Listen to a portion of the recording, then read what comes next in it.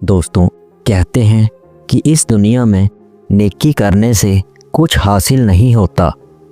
कहते हैं कि अच्छे लोग बस इस्तेमाल हो जाते हैं, पर सच यह है कि नेकी का फल कभी खोता नहीं, वो बस ईश्वर के समय पर लौटता है। यह कहानी एक संत और उनके शिष्य आदित्य की है, एक ऐसी सीख के साथ जो उसे जीवन भर याद रही। पहाड़ों के बीच बसा एक शांत आश्रम। सुबह की धूप पेड़ों के बीच से छनकर जमीन पर गिर रही थी। हवा में ठंडी सी महक थी। संत अपने लकड़ी के आसन पर बैठे थे और सामने चिंतित चेहरा लिए आदित्य ने धीमी आवाज में कहा, गुरुदेव, मैं सबकी मदद करता हूँ, जो बन पड़े नेकी करता हूँ, पर मुझे बदले में कभी कुछ नहीं मिलता। कभी कभी लगता है कि मैं मूर्ख हूँ। संत ने उसकी आंखों में देखा और शांत स्वर में बोले, आदित्य, आज मैं तुम्हें नेकी का असली अर्थ बताऊंगा, चलो मेरे साथ। फिर दोनों कच्चे रास्ते पर चल रहे थे। पास ही एक बूढ़ा किसान भारी बोरा उठाने की कोशिश में लड़खड़ा रहा था, बार बार गिरता फिर उठता। किसान की हालत देखकर आदित्य से रहा नहीं गया। वह तुरंत दौड़कर गया और बोरा अपने कंधे पर रख लिया। घरों के बीच से गुजरते हुए उसने किसान का बोरा उसके दरवाजे तक पहुंचा दिया। किसान बोला, बेटा, मेरे पास देने को कुछ नहीं है। आदित्य ने मुस्कुराकर कहा, बाबा, आशीष ही सबसे बड़ा उपहार है। वह लौटकर आया, मगर उसके मन में एक अजीब सी टीस सी भी थी। ना किसान खुश हुआ, ना संत कुछ बोले। क्या मेरी नेकी का कोई मूल्य नहीं? जब वह थोड़ा आगे बढ़ा तो आसमान घिरने लगा। अचानक तेज बारिश हुई और सारा रास्ता कीचड़ से भर गया। उसी कीचड़ में एक गाय बुरी तरह फंसी हुई थी। लोग दूर खड़े देख रहे थे। ये किसी और की है, हम क्यों परेशान हों? पर आदित्य ने बिना सोचे धोती ऊपर बांधी और कीचड़ में उतर गया। कीचड़ उसके पैरों में चिपकता, शरीर भारी होता, पर उसने जोर लगाकर गाय को बाहर निकाल दिया। गाय कांपती हुई आगे बढ़ गई। आदित्य ने संत की ओर देखा, पर संत का चेहरा स्थिर और शांत ही रहा। ना कोई प्रशंसा, ना कोई सीख। अब आदित्य का दिल सच में टूट गया था।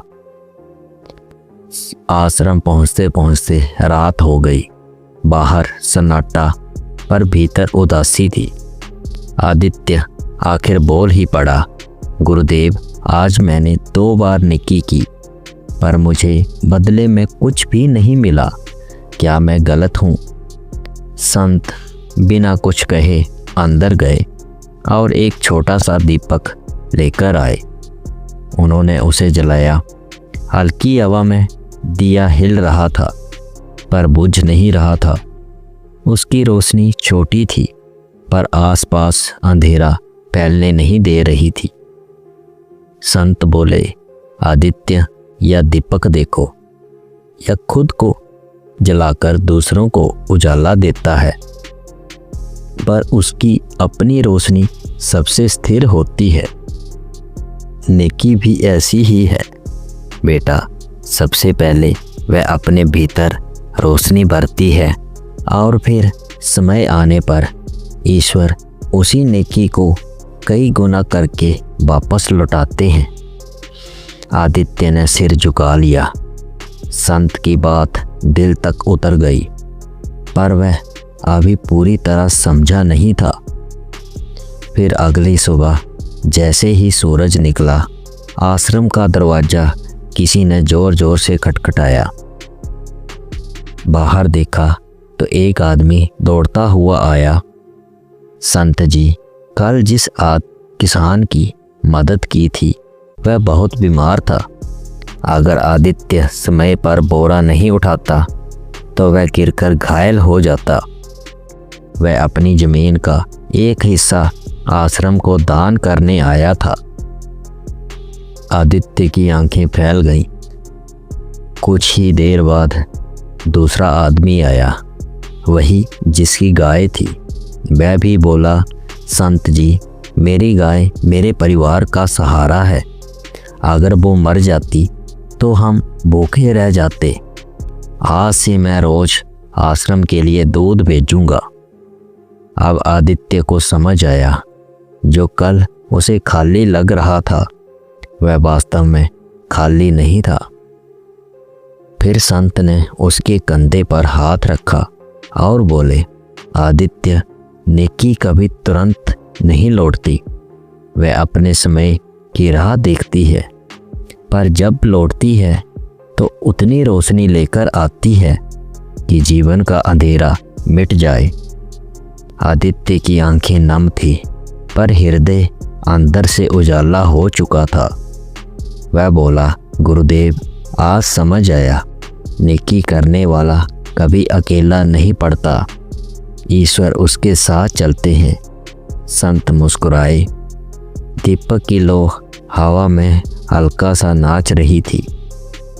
दोस्तों, इस कहानी का सार भी यही है कि नेकी कभी व्यर्थ नहीं जाती और ईश्वर हर कर्म का हिसाब रखते हैं। इसलिए नेकी करते रहिए। और जैसा कि हर बार कहानी के अंत में मैं आपसे कहता हूँ, अच्छे कर्म करिए, अपने बूढ़े माँ बाप की सेवा करिए। और ये कहानी अच्छी लगी तो वीडियो को लाइक करें, शेयर करें और कमेंट करके ज़रूर बताएं कि कहानी कैसी लगी। और ऐसी ही और कहानियों के लिए इस चैनल को सब्सक्राइब करें।